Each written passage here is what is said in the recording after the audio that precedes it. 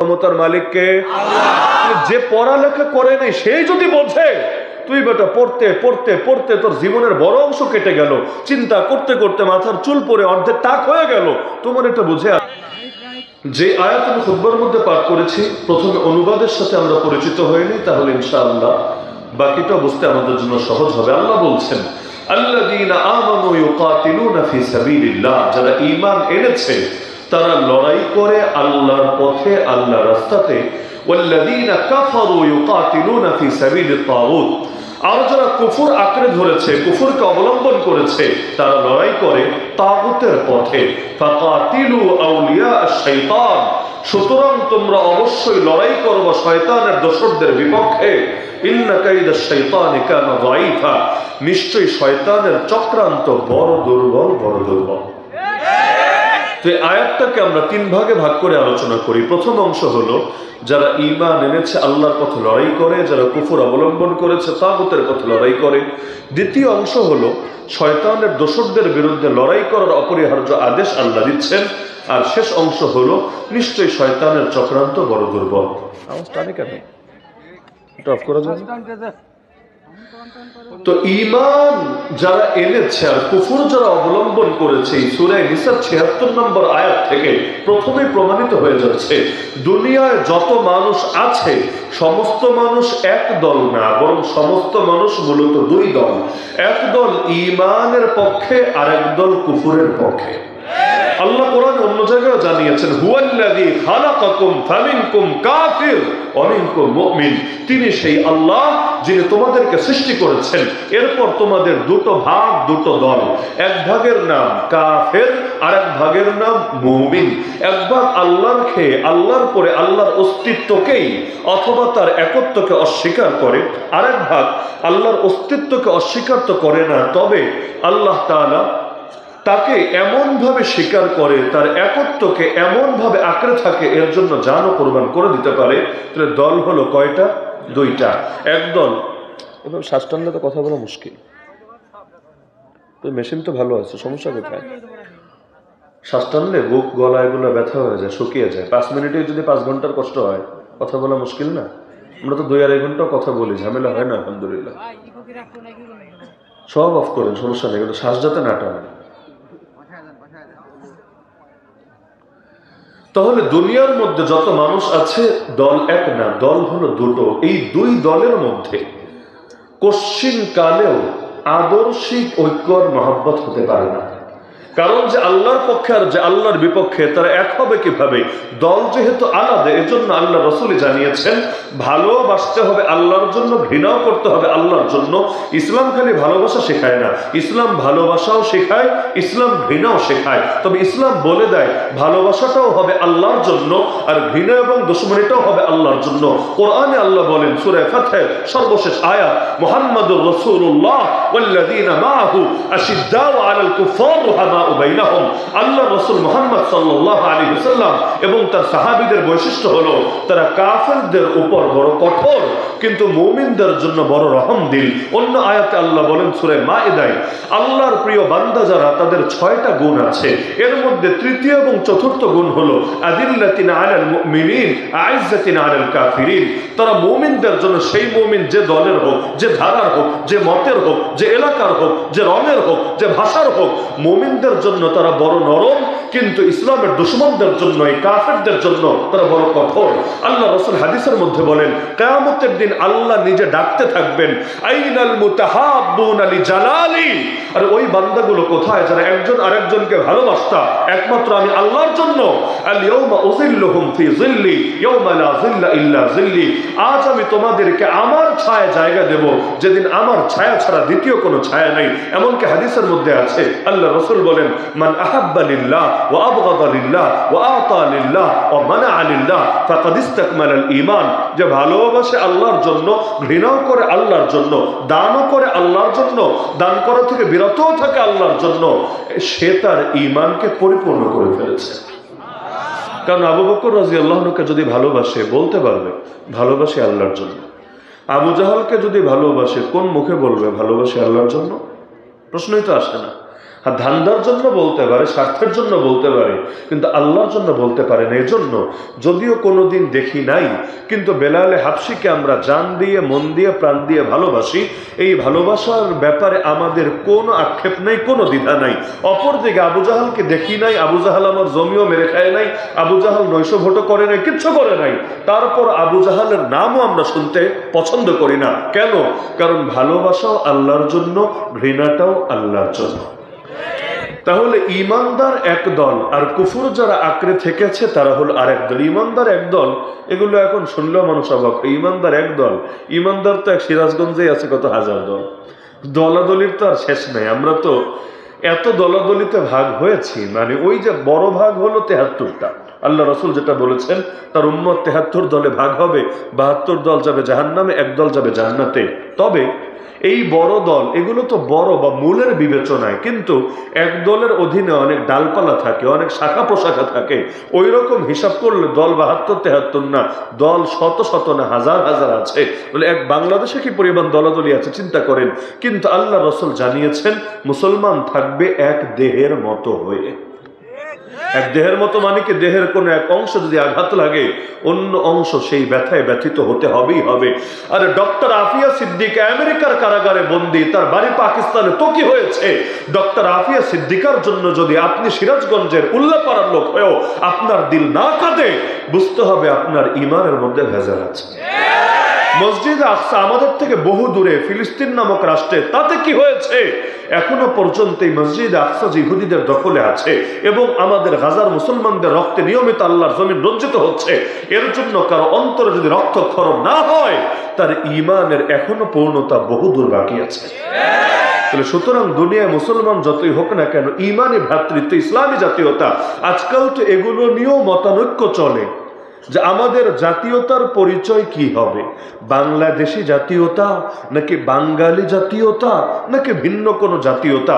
অথচ কোরআন যারা পড়েছে, আল্লাহ রসুলের হাদিস যারা পড়েছে, তারা বিশ্বাস করতে বাধ্য মুসলমানের জাতীয়তা হবে ইসলামী জাতীয়তা। হ্যাঁ, দেশ দেশের জায়গায়, এলাকা এলাকার জায়গায়, ভাষা ভাষার জায়গায়, গায়ের রঙের জায়গায়, কিন্তু ঐক্যের মূল ভিত্তি হবে ইসলামী জাতীয়তা। যারাই কালেমা পড়বে, তার বাড়ি আফ্রিকার হাবাসায় হোক না কেন, যেমন বেলালের বাড়ি ছিল, তার বাড়ি ইরানে পারস্যে হোক না কেন, যেমন বৃদ্ধ সাহাবী সালমান ফারিসি রাদিয়াল্লাহু আনহু বাড়ি ছিল, তার বাড়ি মক্কায় হোক, তার বাড়ি মদিনায় হোক, সে কুরাইশ গোত্রের হোক, সে ভিন্ন গোত্রের হোক, সকলে এমন ভাবে এক দেহের মতো হবে। আল মুমিনু লিল মুমিনি কাল বুনিয়ান ইয়াশুদ্দু বাদুহু বাদা। আল্লাহ রাসূল বলেন, এক মুমিন আরেক মুমিনের জন্য এমন বিল্ডিং এর মতো, এমন ইমারতের মতো হবে যার এক অংশ আরেক অংশকে শক্তিশালী করে। এই যে মসজিদের দেয়ালটা দাঁড়িয়েছে, কিভাবে দাঁড়িয়েছে? প্রতিটা অংশ অপর অংশকে সাপোর্ট করেছে। একটা ইট যদি আরেকটা ইটকে সাপোর্ট না দেয়, দাঁড়াবে কিভাবে? প্রতিটা ইট অপর ইটকে সাপোর্ট দিচ্ছে, প্রতিটা অংশ অপর অংশকে সাপোর্ট দিচ্ছে। এভাবে সাপোর্টের উপর ভিত্তি করে এটাকে 100 তলা 200 তলায় দাঁড় করানো সম্ভব। কিন্তু সাপোর্ট যদি না দেয়, নিচতলা নাই 2 নম্বর তলা কেমনে দাঁড় করাবেন? 10 তলা নাই 20 নম্বর তলা কেমনে দাঁড় করাবেন? নিচ থেকে সাপোর্ট তো লাগবে। আল্লাহ রাসূল বলেছেন, মুমিন সংখ্যায় যতই হোক না কেন, একজন আরেকজনের জন্য এমন বিল্ডিং এর মতো হবে যার একজন আরেকজনকে শক্তিশালী করবে। আপনি চিন্তা করেন, আজকের বাংলাদেশের সব মুসলমানই সারা দুনিয়া রাখেন, 200 কোটির কথা রাখেন, যদি এই দেশের 13-14 কোটি মুসলমান খালি এক হতে পারত, জনগণের 90% মুসলমান, তারা যদি খালি দ্বীনের মূল বিষয়, ইখতিলাফের জায়গায়, তো দ্বীনের মূল বিষয় যেটা নিয়ে কোনো দ্বিমত নাই, দ্বিমতের সুযোগও নাই, এই জায়গাগুলোতে যদি অন্তত এক থাকতে পারত, স্বাধীনতা 54 বছরেও এত শিরিক, এত জাহেলিয়াত দেখতে হতো না। আজও পর্যন্ত সংবিধানে লেখা থাকে সকল ক্ষমতার মালিক নাকি জনগণ। অথচ যে পড়ালেখা করে নাই, নিজের নামে সাইনও দিতে পারে না, টিপসই দিতে হয়, ওকেও জিজ্ঞাসা করেন, বলো তো সকল ক্ষমতার মালিককে? চোখ বন্ধ করে বলে দিবে সকল ক্ষমতার মালিককে আল্লাহ। যে পড়ালেখা করে নাই সেই যদি বোঝে, তুই বেটা পড়তে পড়তে পড়তে তোর জীবনের বড় অংশ কেটে গেল, চিন্তা করতে করতে মাথার চুল পরে অর্ধেক টাক হয়ে গেল, তোমার এটা বুঝে আসে না যে জনগণকে সকল ক্ষমতার মালিক বললে আল্লাহর সঙ্গে শিরিক হয়। আর কোন রাষ্ট্রের মূল জায়গায় যদি শিরিক থাকে, তাহলে এর চাইতে বড় ব্যর্থতা, বড় লজ্জা, বড় আফসোস একটা মুসলিম রাষ্ট্রের জন্য কি হতে পারে? এই স্বাধীনতা 54 বছরে এসে আজও পর্যন্ত কি পরিমাণ বেশ্যাখানা খোলা আছে বাংলাদেশে। লিগ্যাল বেশ্যাখানা মানে যেগুলোকে লাইসেন্স দিয়ে রেখেছে, যেগুলোর বিরুদ্ধে আন্দোলন করলে উল্টা আপনার জেলে যাওয়া লাগতে পারে, যেগুলো বন্ধ করার জন্য রাজপথে নেমে আসলে আপনাকে গুলি করে দিতে পারে, টিয়ার শেল মারতে পারে, ছত্রভঙ্গ করার জন্য লাঠিচার্জ করতে পারে, জল কামান থেকে পানি ছুটতে পারে। অথচ কে না জানে আল্লাহ বেশ্যাখানাকে হালাল করেন নাই, হারাম করেছেন। তা আল্লাহ যদি হারামই করেন, এটা কি ইখতিলাফি বিষয় নাকি? কি মাযহাবে মাযহাবে দলে দলে আবার ইখতিলাফ আছে নাকি? নাই তো, ইখতিলাফের ঊর্ধ্বে। তাহলে এই দেশে 13-14 কোটি মুসলমান যদি অন্তত এই ব্যাপারে একমত থাকতো, আজও পর্যন্ত এত বেশ্যাখানা খোলা থাকে কিভাবে? এগুলোর কারণে যদি গজব আসে, ওই গজবে আমাকে আপনাকে সবাইরই মরতে হয়। এখনো পর্যন্ত এই দেশের অর্থনীতি সুদ ভিত্তিক পরিচালিত হয় কিভাবে? মুসলমান দেশের অর্থনীতি হবে যাকাত ভিত্তিক, ইসলামী নীতি ভিত্তিক। কিন্তু আজও পর্যন্ত এমনকি এই যে সরকার এখন যারা ক্ষমতায় আছে, বিগত 6 মাসে সবচাইতে বেশি কোথায় কোথায় পয়সা ব্যয় করেছে আপনি নিজে একটু ঘাটাঘাটি করে, এখন তো দুনিয়া সহজ, এক ক্লিকে বের করতে পারবেন, আপনি একটু ঘাটাঘাটি করে দেখেন না সবচাইতে বেশি পয়সা কোন খাতে ব্যয় হয়েছে। একদম শীর্ষে যে কয়েকটা নাম পাবেন তার মধ্যে আছে সুদ। মানে বিগত দিনগুলোতে যত ঋণ নেওয়া হয়েছে, ঋণ তো আর এমনি এমনি কমই হয়, বেশিরভাগই তো সুদের ভিত্তিতে হয়। তো ওই ঋণের সুদগুলো দিতে দিতেই রাষ্ট্রের বড় একটা কামাই চলে যাচ্ছে, এবং এটার জন্য এখন তো কর পর্যন্ত বাড়ানোর চিন্তা চলে আসছে। এমনকি যেই বাচ্চাটা আজকে জন্ম নিল মাত্র 1 ঘন্টা আগে, হয়তো জন্ম নেওয়ার পর এখনো দুধও খাওয়া শুরু করে নাই, ও কিন্তু 1.5 লাখ টাকা প্লাস ঋণী হয়ে আছে। এই যে ঋণ, এই ঋণের মধ্যেও কিন্তু বড় একটা অংশ সুদ। নাই, এই বাচ্চা কিন্তু এখনো ঋণ নেওয়ার বয়স হয় না, ও তো দুধই খাওয়া শুরু করে নাই, ও ঋণ দিয়ে কি করবে? ও তো ললিপপও মুখে দেয় নাই জীবনে, আর ঋণটা কোন খাতে ব্যয় হবে? আবার দেশীয় ঋণ না, বৈদেশিক ঋণ। তাহলে এই যে এত ঋণের দায় তার কাঁধে আসলো কেন? ও ঋণ নেয় নাই, ঋণ নিয়েছে রাষ্ট্র, সুদের ভিত্তিতে নিয়েছে। ঋণ নিয়েছে রাষ্ট্র, সুদের ভিত্তিতে, দায় চলে এসেছে ছোট বাচ্চাটার কাঁধে। তো যখন সেই জাতীয় পাপের কারণে জাতীয় গজব আসবে, তখনও কিন্তু এভাবে সবাইকেই নির্বিশেষে সেই গজবের শিকার হতে হবে। কেন? কারণ বাকিরা তো তামাশা দেখেছে, নাহি আনিল মুনকার তো করে নাই। আল্লাহ রাসূল তো বলেছিলেন অন্যায় দেখলে ঈমানের ধাপ 3টা। 1 নম্বর ধাপ হাত দিয়ে প্রতিরোধ করা, না পারলে মুখ দিয়ে প্রতিবাদ করা, তাও যদি না পারে অন্তর দিয়ে। এটা একটু আমি দ্বিমত পোষণ করছি এটার সাথে। কেন? আল্লাহ রাসূল ঘৃণা শব্দ বলেন নাই। কোন হাদিসে বলেছেন আমাকে পারলে দেখান এনে? নবী ঘৃণা বলেন নাই, এটা আমরা বাঙালিরা ঘৃণা বানিয়ে ফেলেছি। আল্লাহ রাসূলের শব্দ হলো মান রাআ মিনকুম মুনকারান ফালিয়ুগাইয়িরহু বিয়াদি ফাইল্লাম ইসতাতি ফাবিলিসানি ফাইল্লাম ইসতাতি ফাবিকলবি ওয়া যালিকা আযআফুল ঈমান। আরবি ভাষা সম্পর্কে যাদের ন্যূনতম জানাশোনা আছে তারা বুঝবেন। নবীর শব্দ হলো ফালিয়ুগাইয়িরহু, যার আক্ষরিক অনুবাদ হলো সে যেন অন্যায়কে পরিবর্তন করে দেয়। নবী প্রতিরোধ প্রতিবাদ এগুলো কোনো শব্দ বলেন নাই। নবীর শব্দ হলো সে যেন অন্যায়কে পাল্টে দেয়, পরিবর্তন করে দেয়। কি দিয়ে? প্রথমত হাত, না পারলে মুখ, না পারলে দিল। তাহলে হাত দিয়ে অন্যায় পরিবর্তন হয় কি করলে? এটা আমরা বুঝি প্রতিরোধ করলে। মুখ দিয়ে অন্যায় পরিবর্তন হয় কি করলে? এটা বুঝি প্রতিবাদ করলে। তাহলে দিল দিয়েও পরিবর্তন করতে হবে, কারণ শব্দটা একটাই। অন্যায় পাল্টে দিতে হবে, অন্যায়কে ন্যায় দ্বারা বদলে দিতে হবে, অন্যায়কে পরিবর্তন করতে হবে। শুধু ঘৃণা করলেই অন্যায় পরিবর্তন হয় না। ঘৃণা তো মানুষ বিগত দিনেও করেছে, লম্বা কাল ধরেই করেছে। শুধু ঘৃণার দ্বারা দেশ পরিবর্তন হয় নাই, অন্য কিছু লেগেছে। শুধু ঘৃণা করলে পরিবর্তন হয় না, বরঞ্চ অন্তরের কাজ হলো, গেঁথে রাখেন মাথায়, অন্তরের কাজ হলো প্ল্যান করা, পরিকল্পনা করা। যখন শক্তি থাকবে হাত দিয়ে প্রতিরোধ, না পারলে মুখ দিয়ে প্রতিবাদ, তাও নাই। যেমন ধরেন আমরা যখন জেলে 2021 থেকে গণগ্রেফতারির পরে, তাহলে সব আলেম, বাংলাদেশের মাথা যত আলেম সবই তো জেলে নাকি? সব যখন জেলে, না হাত ব্যবহার করতে পারবে না মুখ ব্যবহার করতে পারবে, কারণ বয়ানেরও সুযোগ নাই, বক্তৃতারও সুযোগ নাই, সভা সমাবেশেরও সুযোগ নাই, হাতের তো সুযোগ নাই। কিন্তু আলহামদুলিল্লাহ আমরা সাক্ষী, একজনের দিলও বসে থাকে নাই। আজকে বাংলাদেশে যে একটা উদারতার পরিবেশ দেখেন, বা নিজেদের ভেতর পারস্পরিক বোঝাপড়া বা একটা ঐক্যের পরিবেশ দেখেন, আমি যদি দাবি করি এর সবচাইতে বড় অবদান জেলখানার, অস্বীকার করতে পারবেন না। কারণ আমরা রাজসাক্ষী, সেখানে সারাদিন যখন একসাথে আছে এবং সবাই বিপদে, কারো পায়ের তলায় মাটি নাই, ওই সময় বসে বসে, যদিও হাত দিয়ে করার সুযোগ নেই, মুখ দিয়ে করার সুযোগ নাই, দিল দিয়ে আগামী দিনে কি করা যেতে পারে, কিভাবে এই জাতির ভাগ্য পরিবর্তন করা যেতে পারে, কিভাবে আগামীর বাংলাদেশ বাংলাদেশকে ইসলামের বাংলাদেশ বানানো যেতে পারে। আলহামদুলিল্লাহ ওই প্ল্যানিংগুলো সেখানে হয়েছে বলেই সেই ফল টুকটাক আজকে বাইরে দেখা যাচ্ছে। যদিও স্বাভাবিক, এটা বিপদের সময় দিল যেমন থাকে, সুখের সময় দিল পুরোপুরি এরকম থাকে না, দিনকে দিন একটু একটু পরিবর্তন হতে থাকে। এজন্য মাঝে মাঝে আমি কথা বলি যে মুমিনের জীবনে টুকটাক বিপদ লেগে থাকা ভালো, টুকটাক বিপদ লেগে থাকা ভালো, সহনীয় পর্যায়ে। কেন? দেখবেন বিপদ যখন লেগে থাকে আল্লাহর সঙ্গে সম্পর্কটা গভীর থাকে। বিপদে পড়লে নামাজের মধ্যে আলাদা শক্তি আসে, দোয়ার মধ্যে আলাদা প্রেরণা আসে, স্বাভাবিক সময়ে যেটা আসে না, এবং আশাটা অনেক সময় কল্পনাও করা যায় না। এজন্য মুমিনের জন্য বিপদগুলো গজব হয় না, বিপদগুলো নেয়ামত হয়, নেয়ামত। আল্লাহ রসুল বলেন মুমিন পুরুষ এবং নারী তার সঙ্গে বিপদ লেগে থাকে এমন ভাবে এক পর্যায়ে সে মাটির উপর দিয়ে হাঁটে কিন্তু আমল নামায় একটা গুনাহ থাকে না। আল্লাহ বিপদের মাধ্যমে পবিত্র করতে করতে তারা নিষ্পাপ বানায় ছাড়ে। তাহলে বলছিলাম দুনিয়াতে দল হবে দুটো, একদল হবে ইমানদারদের দল, তারা সকলে নিজেদের ভেতরে যতই দ্বিমত থাকুক না কেন, দ্বিমত নবীর সাহাবীদের মধ্যেও ছিল, ছিল না? অবশ্যই ছিল। এমনকি নবীগণের শরীয়তের মধ্যেই তো ভিন্নতা আছে। এই নবীর শরীয়ত একরকম, এই নবীর আরেক রকম। ইউসুফ আলাইহিস সালামের শরীয়তে তাকে ভাইয়েরা সেজদা দিয়েছে, জায়েজ ছিল, সম্মানের সেজদা দিয়েছে, জায়েজ ছিল। কিন্তু আমাদের শরীয়তে, আল্লাহ রসুলের শরীয়তে মানুষ কোনো মানুষকে সেজদা দিতে পারে? নবী বলেছেন আমি যদি কোনো মানুষকে আদেশ দিতাম অপর কোনো মানুষকে সেজদা করার, নারীদেরকে বলে দিতাম যেন স্বামীদেরকে সেজদা করে, কিন্তু অনুমতি দেন নাই। তাহলে এই শরীয়তে জায়েজ নাই। তো নবীদের শরীয়তে ভিন্নতা থাকার পরও আল্লাহ কোরআনে 5 জন নবীর কথা উল্লেখ করে বলেন এই 5 জনকে আমি আল্লাহ একই আদেশ দিয়েছি, একই আদেশ। আদেশটা কি? আয়াত বললে অনেকেই চিনে ফেলবেন, আকিমুদ্দিন।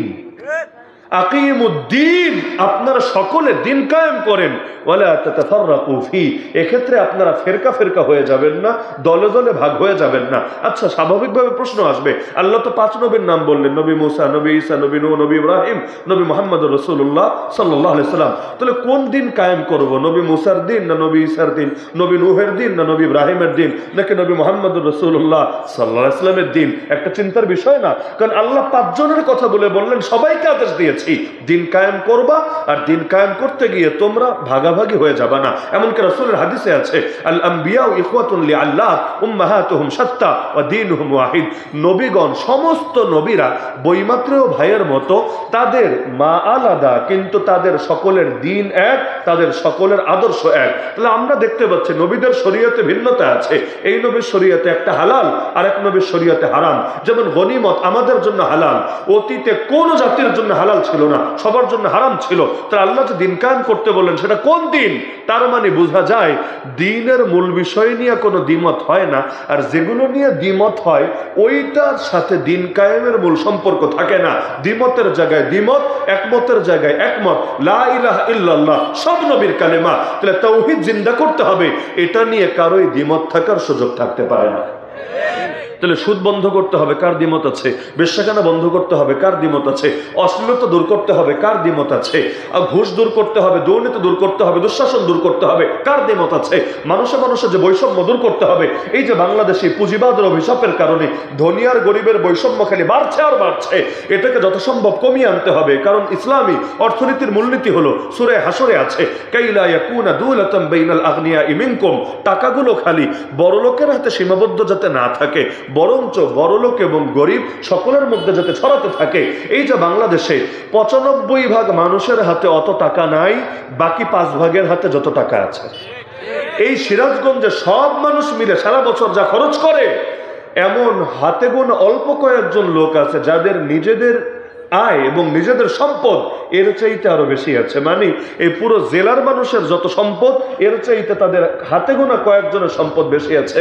এই ব্যবধান থাকবে কেন? মানুষে মানুষে আর টুকটাক ব্যবধান থাকুক, এটা লাগবে, না হলে সমাজে ব্যালেন্স থাকবে না। কে কার জন্য কাজ করবে? সবাই যদি এক সমান হয়ে যায় তাহলে সামান্য ব্যবধান থাকবে, তো ব্যবধান এত বাড়বে কেন?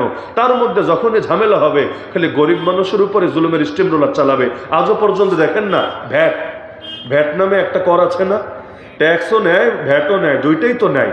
এই ভ্যাটের মধ্যে বসুন্ধরা কোম্পানির মালিক, যমুনার মালিক, এরা যেই কয় টাকা ভ্যাট দেবে আর আপনি একজন ভিক্ষুক, আপনারা ওই কয় টাকা ভ্যাট দিতে হবে।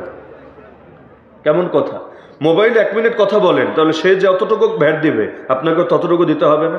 এক পাতা নাপা কেনেন, প্যারাসিটামল কেনেন, সে যতটুকু ভ্যাট দিবে আপনাকে অতটুকু দিতে হবে না? এক পাতা গ্যাস্ট্রিকের বড়ি কিনেন, সে যা দিবে আপনাকে তা দিতে হবে না? আচ্ছা 1 কেজি চিনি কেনেন, সে যা দিবে আপনাকেও তা দিতে হবে না? কত উদাহরণ লাগবে, হাজার হাজার উদাহরণ আছে। একজন ভিখারি মহিলা, 80 বছরের ভিখারি, বৃদ্ধা, সারাদিন ভিক্ষা করেছে, 50 টাকা কামিয়েছে, কিন্তু রোদে পুড়ে বৃষ্টিতে ভিজে জ্বর চলে এসেছে। এখন কি করবে? সে চিন্তা করলো শরীর তো আর চলে না, দোকানে যাই, তাহলে এক পাতা নাপা কিনে নিয়ে আসি। আল্লাহর বান্দির থেকে ওইখানেও ওই কোটিপতির মতো করে একই সমান ভ্যাট কাটা হয়েছে। ছেলেরা কল দিল, বাবজান শরীর আর চলে না, আমার একটু দেখতে আসো, আমি তো আর পারছি না, একই হারে ভ্যাট কাটা হয়েছে। এটা যদি জুলুম না হয়, জুলুম কারে বলে? কিন্তু এগুলো চলছে। আল্লাহর কসম করে বলে, যতদিন পর্যন্ত আলো না জ্বলবে অন্ধকার দূর হবে না। সুতরাং যতদিন পর্যন্ত আল্লাহর দ্বীন, আল্লাহর কোরআন, আল্লাহ শরীয়ত নামক আলো জ্বালাতে পারবেন না, ততদিন এই বাংলাদেশ থেকে অন্ধকার দূর হওয়া সম্ভব না। যত সংস্কার করেন, এক অন্ধকার দিয়ে আর এক অন্ধকারে সংস্কার করা যায় না। যায় নাকি? এক অন্ধকার দিয়ে আর এক অন্ধকারে সংস্কার করা যায় না, আলো দিয়ে সংস্কার করতে হয়। তাহলে অন্ধকার প্লাস অন্ধকার মিলে অন্ধকারের মাত্রা আরো বেড়ে যায়। যদি এমন হয় হামানি আদর্শ দূর করে ফেরাউনি আদর্শ জিন্দা করা হয়, তাহলে এতে জাতির ভাগ্যের পরিবর্তন হয় না, উল্টা পেরেশানি আরো বেড়ে যায়। সুতরাং আমরা জমিনে একজনেরই গোলামি করতে হবে, তিনি কে? আমাদের ঐক্যের ভিত্তি হবে ইসলামী জাতীয়তা, লা ইলাহা ইল্লাল্লাহ। যারাই পড়বে তারাই আমার ভাই, তারাই আমার বোন। নেই কোনো মাবুদ আল্লাহ ছাড়া, এটাই ঈমানের মূল কথা। নেই কোনো মাবুদ আল্লাহ ছাড়া, মানে হুকুম চলবে এক আল্লাহর, তরিকা চলবে মুহাম্মাদুর রাসূলুল্লাহ। হুকুম চলবে আল্লাহর, তরিকা রাসূলের, বাস এটাই কথা। কিন্তু যেখানে আল্লাহর হুকুম আনবে না, নবীর তরিকা আনবে না, সেখানেই শুরু হবে মূল দলাদলি। ওই দলাদলি দূর করা সম্ভব না। তাহলে সুতরাং আল্লাহর হুকুম আর নবীর তরিকা বাস্তবায়ন করা দরকার নাকি দরকার না? জীবনের সব ক্ষেত্রে। কারণ লা ইলাহা ইল্লাল্লাহ বলতে আমি এটাই বুঝি, আপনারা ভিন্ন কিছু বুঝলে আমারে বুঝাই দিয়েন, নতুন একটা সবক শিখে যাবো, সমস্যা নেই। বিশ্বজোড়া পাঠশালামোর সবার আমি ছাত্র।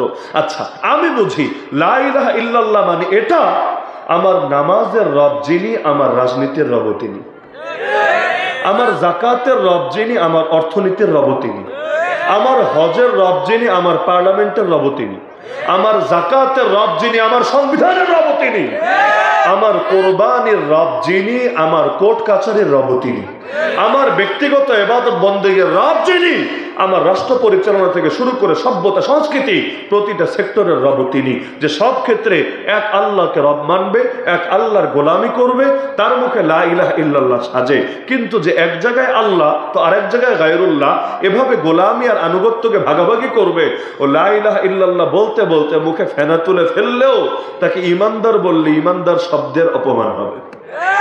তাহলে এই আয়াতের আলোকে আমরা প্রথমে বুঝলাম দল হলো দুইটা, রাস্তাও দুইটা। আল্লাযীনা আমানু একটা দল যারা ঈমান এনেছে, ওয়াল্লাযীনা কাফারু আরেকটা দল যারা কুফর অবলম্বন করেছে। আর নবী জানিয়েছেন কুফর যারা অবলম্বন করেছে ওদের মধ্যে যতই ভিন্নতা থাকুক, ইসলামের বিপক্ষে সবাই এক। আল কুফরু মিল্লাতুন ওয়াহিদা। এমনকি আবু দাউদ শরীফে হাদিস আছে, আল্লাহ রাসূল বলেন সব দলের কাফেররা একদল আরেক দলকে ডেকে তোমাদের উপর একসঙ্গে ঝাঁপিয়ে পড়বে, যেভাবে প্রচন্ড ক্ষুধার্ত ব্যক্তিরা খাবারের প্লেট পেলে ঝাঁপিয়ে পড়ে। ইউশিকুল উমামু আন তাদা আলাইকুম কামা তাদা আল আকালাতু ইলা কাসাতিহা। আজকের দুনিয়া দেখেন, ইহুদি এক মেরুর জাতি, খ্রিস্টান ভিন্ন মেরুর জাতি। ইহুদিরা কিন্তু নবী ঈসা আলাইহিস সালামকে মানে নাই, বরং তাকে হত্যা করার চেষ্টা করেছে, তার ঘর পর্যন্ত ঘেরাও করে ফেলেছে। আমরা বিশ্বাস করি নবী ঈসাকে মারতে পারেনি, আল্লাহ আসমানে উঠিয়ে নিয়েছেন, কিন্তু খ্রিস্টানরা বিশ্বাস করে তাকে মেরেই ফেলেছে, তাকে শুলিতে চড়িয়ে হত্যা করেছে। আচ্ছা, যাদের ব্যাপারে ওরা বিশ্বাস করে যে এই দল আমার নবীরা হত্যা করেছে, তাহলে ওই হত্যাকারীরা তার বন্ধু হবে না তার শত্রু হবে? স্বাভাবিক ব্যাপার। যেমন কাদিয়ানিরা আপনার বন্ধু না শত্রু? কাদিয়ানের সঙ্গে আপোষের কথাও তো আপনি চিন্তা করবেন না।